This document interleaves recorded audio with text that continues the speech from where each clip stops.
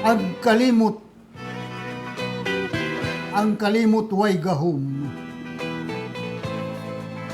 nga mupapas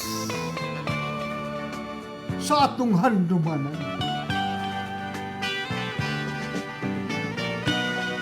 Bisan pagtabunan sa daghang katuigan, sa akong panumduman, nagpabilin ang imong handurawan.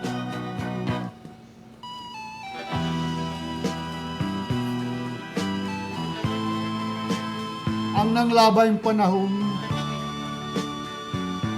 di na mamalik. Apan ang nagpabiling mga handumanan, kanunay buhi nining dughan.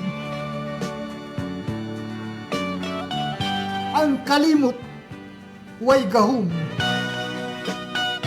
sa pagpapas ning tanan.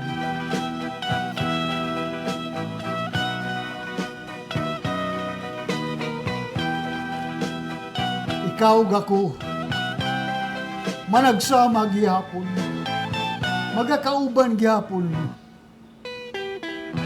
Bisan pa kung magdumili ang panahon, bisan pa mulibkas ang daghang mga katuigan diri sa akong dughan. Ana ikaw, buhi sa kanunay ug way gahom, bisan ang kalimot nga mupapas.